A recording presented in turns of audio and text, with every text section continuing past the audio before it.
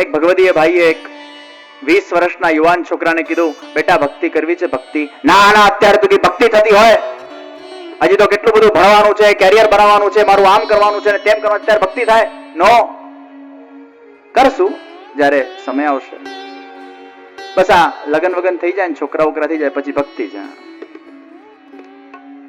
લગન થઈ ગયા, છોકરા થઈ ગયા, પેલા ભગવદી આવ્યા, ભક્તિ કરવી છે? ભક્તિ?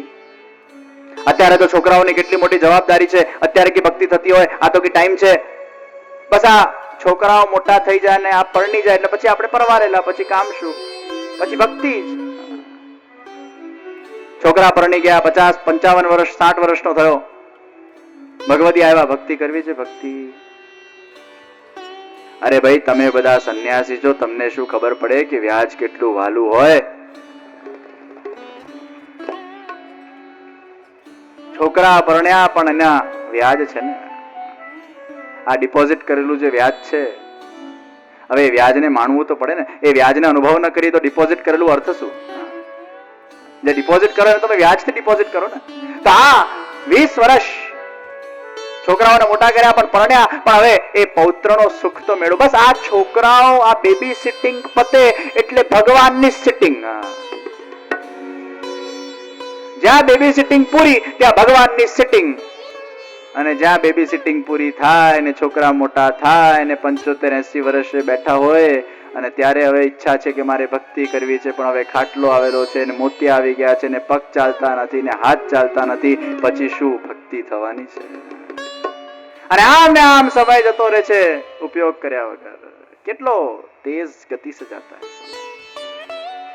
રાત્રિર ગમિષ્યતિ ભવિષ્યતિ સુપ્રભાતમ ભાસ્વાનુદેશ્યતિ હસિષ્યતિ પંકજશ્રી ઇત્થમ વિચિંતયતિ કોશ ગતેદ્વિરેફે હા હંત હંત નલિનિંગજ ઉજ્જહાર. આ વિચાર છે ને ભમરો કરે છે.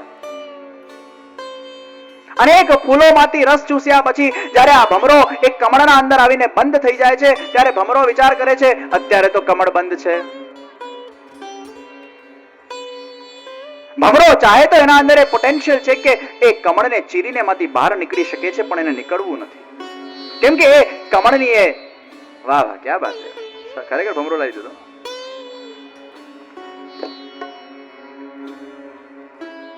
એ ચાહે તો એ કમળને ચીરીને બહાર નીકળી શકે છે, પણ એને ચીરવું નથી ને, કારણ કે એને મીઠી મીઠી સુગંધ આવે છે, આનંદ આવે છે, મજા આવે છે. બસ કુછ ઓર દેર, બસ કુછ ઓર દેર, બસ કુછ ઓર દેર, બસ કુછ ઓર દેર. લૌકિકમાં આવું જ છે ને, સુખ મળે બસ કુછ ઓર, હજી ભોગવી લઈએ, હજી ભોગવી લઈએ, હજી ભોગવી લઈએ, હજી ભોગવી લઈએ, હજી ભોગવી લઈએ, અને 80 વર્ષ સુધી ભોગવતો જ જાય. બસ કુછ ઓર, બસ કુછ ઓર, બસ કુછ ઓર પલ. અને એમ કરતા કરતા પછી વિચાર કરે છે, હવે જવા દે ને, રાત પડી ગઈ છે ને, સવારે પેલો સૂરજની કિરણ આવશે ને, ઓટોમેટિક કમળ ખુલશે ને ઉડી જઈશ. આવા દો ને કિરણ ને સૂરજ, ત્યાં સુધી થોડોક આનંદ લઈ લે હજી કમળનો. અને થાય છે શું કે આ વિચાર કરતો હોય છે, રાત્રિર ગમિષ્યતિ ભવિષ્યતિ સુપ્રભાતમ. આ વિચારો ચાલતા હોય છે, કમળ ખુલશે ને ઉડી જઈશ. અને રાત્રિના સમયે અડધી રાતના 3 વાગે હાથીઓનું ઝુંડ આવે છે અને એ હાથીનો એક પગ એ કમળ ઉપર પડે છે અને ત્યાં ને ત્યાં જ ભમરાનો સર્વનાશ થઈ જાય છે.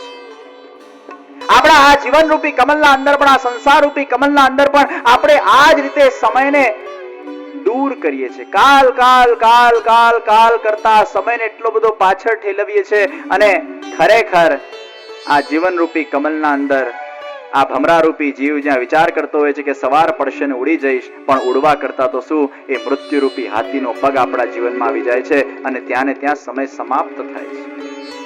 વહી સમય ચલા જાતા હૈ, કહા કા કહા. બસ આજે પરિવર્તન, કાલે પરિવર્તન, આજકાલના અંદર ત્યાં સમય જતો રહે છે. એ બહુ કિંમતી સમય. આ સમયને અનુભવ કરવાનો છે, એનો ઉપયોગ કરવાનો છે. મારો છે શ્રીનાથજીના સિદ્ધાંતને લઈને ભક્તિના અંદર પ્રવૃત્ત બનવાનું છે. લક્ષ્યમાં રાખો કે મારે ભક્તિ હવે કરવી છે. એક લક્ષ્ય આવશે. ये समय को અધુનાવૃત્તિ, હમણાં જ મારે ભક્તિ કરવી છે. ભક્તિના અંદર, ધર્મશાસ્ત્રના અંદર કહેવાયું છે કે હમણાં વૃત્તિ જોઈએ. વ્યસનના અંદર કેવી હમણાં વૃત્તિ આવે છે, કેવી બર્નિંગ ડિઝાયર છે, એના મારે આ કરવું જ છે. પ્રેમીને જ્યારે પ્રેમ થાય ત્યારે લગ્ન કરવા માટે એની કેવી અધુનાવૃત્તિ આવે છે, મારે કરવું જ છે. આ જકાર કેવો લૌકિકના અંદર આવે છે, પણ આ જકાર ક્યાંય પણ ભક્તિના અંદર આવે છે. આ જકાર આધ્યાત્મમાં નથી આવતો. જોઈશું, વિચારીશું, કરશું, દેખેંગે કુછ ઓર કુછ ઓર કુછ ઓર और गया टाइम. પોતાના એમ્બિશન્સ ને ફૂલફિલ કરવા માટે માણસ જકારનો ઉપયોગ કરે છે. ભક્તિના અંદર જકાર નથી આવતો, સમય ચલા જતો. હું ઘણી વાર મારા પ્રવચનોમાં કહું, એકવાર એક 3 ભાઈ એ માઉન્ટેન પર ચડવા ગયા, અને જ્યાં માઉન્ટેન પર ચડવા ગયા એ લોકોને ભૂખ લાગી. એ લોકો પાસે ખાલી હલવો હતો ખાવા માટે. હવે ભૂખ્યા થઈ ગયેલા, અને આ લોકોએ વિચાર કર્યું કે આ હલવાના જો 3 પાર્ટ પાડશું તો કોઈની પણ હંગર સેટિસ્ફાય થશે નહીં. આપણે એક કામ કરી કે આપણે રાતના સુઈ જઈએ અને સવારે જેની સૌથી વધારે સારી ડ્રીમ આવે, સ્વપ્ન આવે, એ આ હલવો ખાય. એ હલવો ખાય. 3 જણા સુઈ ગયા. સૌથી પહેલા મુસલમાન ભાઈ ઉઠ્યા. 3 ધર્મના લોકો હતા, ક્રિશ્ચિયન, મુસ્લિમ, હિન્દુ. અને ઉઠીને બોલ્યા, મારું સ્વપ્ન એ શ્રેષ્ઠ છે. શું સ્વપ્ન એવું છે? અરે મેં તો સ્વપ્નના અંદર જોયું, હું મરી ગયો છું અને મરીને સ્વર્ગમાં પહોંચી ગયો છું, અને એ જન્નતના અંદર મેં અલ્લાહના દર્શન કર્યા. અરે અલ્લાહના દર્શન એ આપણા સ્વપ્નના અંદર થવા એ કેટલી મોટી કૃપા કહેવાય. મારી ડ્રીમ એ શ્રેષ્ઠ છે અને હું આ હલવો ખાઈશ. ક્રિશ્ચિયન કે જે ઉભો રહે, તું તો અલ્લાહને જોઈને આવ્યો ને. હું તો મારા ડ્રીમના અંદર પહોંચી ગયો, હેવનના અંદર, અને જીસસ ક્રાઇસ્ટને મેં કીધું please play golf with me, અને હું તો એના સાથે ગોલ્ફ રમીને આવ્યો. તું તો જોઈને આવ્યો, હું તો રમીને આવ્યો, એટલે તારા કરતા મારી ડ્રીમ એ શ્રેષ્ઠ કહેવાય ને. હિન્દુભાઈ બધું સાંભળતા હતા. એ ઉભો રે. હિન્દુભાઈ બોલ્યા, મને તો કોઈ સપના જ નથી આવ્યું. મને તો કોઈ સ્વપ્ન જ નથી આવ્યું. મને તો રાતના 2 વાગે સાક્ષાત કૃષ્ણ ભગવાન ઉઠાડ્યો. ઉઠ, તું ભૂખ્યો છે, જા જઈ હલવો ખા. આઈ ફિનિશ્ડ. તમે સપના જોવા પડેલા, હું તો પૂરું કરીને આવી ગયો ભાઈ. સપના નથી જોવાના, કાલે કરશું, કાલે કરશું. अभी भक्ति को अपने हृदय के भावों को पूर्ण बनाकर आज ही भक्ति करने का लक्ष्य लो. આ મારો છે શ્રીનાજીનો વાક્ય. હૃદયમાં કોતરીને જવાનું છે અને શ્રીનાજી બાબાને કહેવાનું છે, આજે સંકલ્પ અને નિયમ લઈને જવાનું છે કે આપની ભક્તિ એ ભાવ દ્વારા એમાં અમે આગળ વધીશું. તો આની ફલશ્રુતિ છે. શ્રીનાથ ચરિત્ર કથાના અંદર છેલ્લા 7 દિવસોથી આપણે સુંદર ચરિત્રનું શ્રવણ કરી રહ્યા છે ત્યારે, અને આજે જ્યારે આટલા બધા સુંદર પ્રેરણા લેવા માટે અહીંયા અનેક યુવાનો પણ ઉપસ્થિત થયા છે. મને આનંદ થયો કે આજે જ્યારે આપણે આ કથાની પૂર્ણાહુતિના ઉપર એક બહુ મોટું તમને જ્યારે સરપ્રાઈઝ આપવામાં આવશે, એવું સુંદર આપણે આજે ઓપનિંગ કરવાના છે કે તમને કદાચ કલ્પનામાં પણ નહીં આવે કે આટલું સુંદર હશે. તમને લાગશે દીવો એવો પ્રગટાવશે ને પતી ગયું. ના, એવું નથી થવાનું. આ બધો સસ્પેન્સ છે. જે 8 વાગ્યા સુધી બેસશે ને ખબર પડશે. હવે ઇટ્સ ઓન યુ.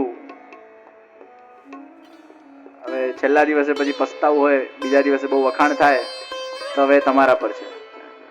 આ તો કદાચ જેના પગ વગ દુખ્યા હોય એ લોકો માટે મેં આ વાત કરી બાપા. જોતો